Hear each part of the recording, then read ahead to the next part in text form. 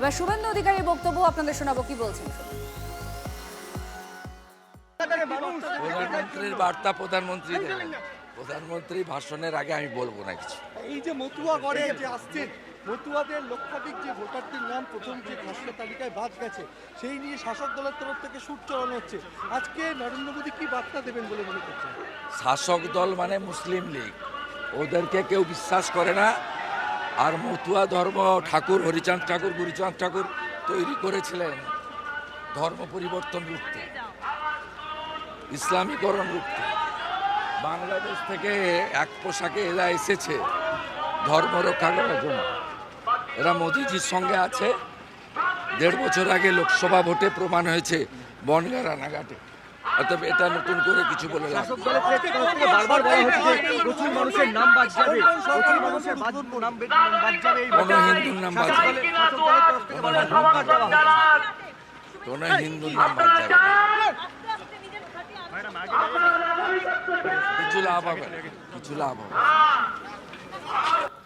আর এবার আপনাদের শোনাবো যে উৎসাহী মানুষজন যারা এসেছেন প্রধানমন্ত্রীর সভায়, যারা অপেক্ষা করছেন, কি বলছেন তারা।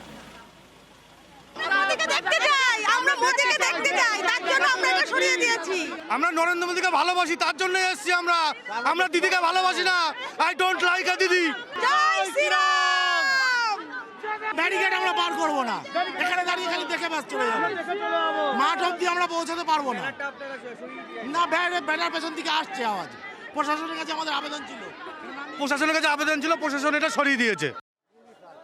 আজকের প্রধানমন্ত্রীর এই সভা, প্রধানমন্ত্রী মতুয়াদের উদ্দেশ্যে কি বার্তা দেন?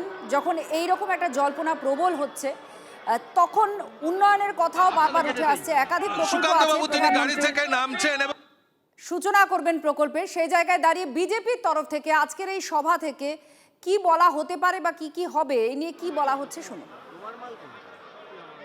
আমরা সিএ আইন পাশ করেছি। সিএ আইনের মাধ্যমে নাগরিকত্ব দেওয়ার ব্যবস্থা সবাইকে করা হবে, কেউ বাদ যাবে না। এসআইআর এর মধ্যে দেওয়া সম্ভব? দেখুন, সে তো প্রশাসন ঠিক করবে, প্রশাসনের বিষয়। কিন্তু প্রশ্ন হচ্ছে, আপনাদের পাল্টা প্রশ্ন মমতা বন্দ্যোপাধ্যায়কে করা উচিত। মমতা বন্দ্যোপাধ্যায় বলেছিল আপনারা সিএতে ফর্ম ফিল আপ করবেন না।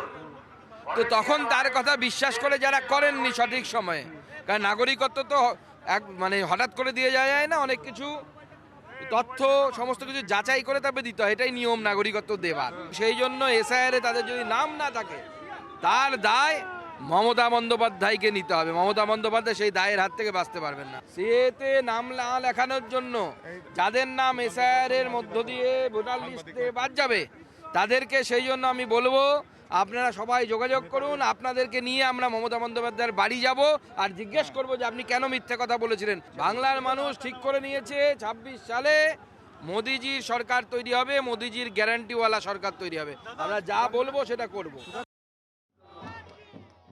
মতুয়াদের জন্য যেটা করা প্রধানমন্ত্রী করে দিয়েছেন, 2024 সালের 31শে ডিসেম্বর পর্যন্ত যারা এসেছে হিন্দু, একটা হিন্দুরও ভারতবর্ষ থেকে যাওয়া লাগবে না। নাম বাদ গেল, কি বলবেন? একটাও নাম বাদ যায়নি, এখন একটাও নাম বাদ যায়নি।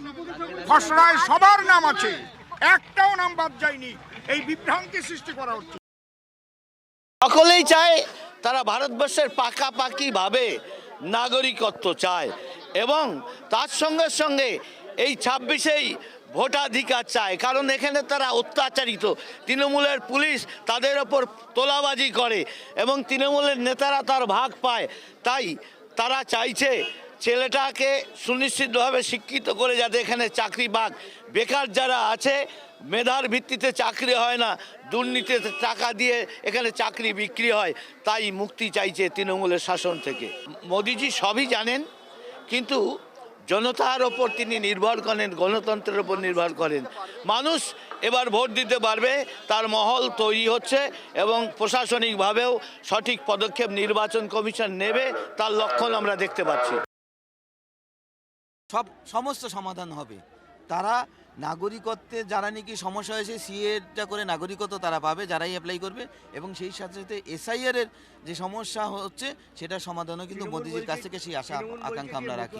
কারো নাম বাদ যাবে না।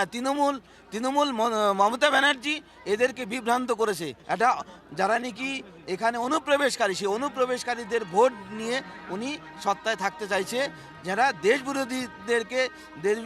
বিরোধী যারা, তাদেরকে উনি প্রশ্রয় দিচ্ছে, রোহিঙ্গাদের উনি প্রশ্রয় দিচ্ছে।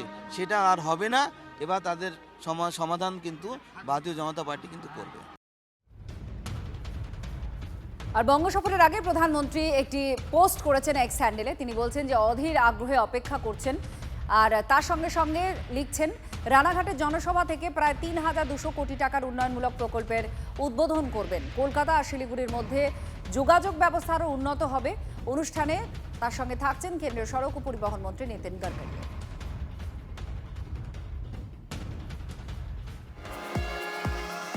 আপনার জন্যই বাংলা ভুগছে, মোদীকে পাল্টা খোঁচা দিয়েছে তৃণমূল কংগ্রেস। 6 বছরে রাজ্য থেকে 6.5 লক্ষ কোটি টাকা তুলে নিয়ে গেছে কেন্দ্র, অথচ বাংলার প্রাপ্য 2 লক্ষ কোটি টাকা আটকে রেখেছে আপনার সরকার।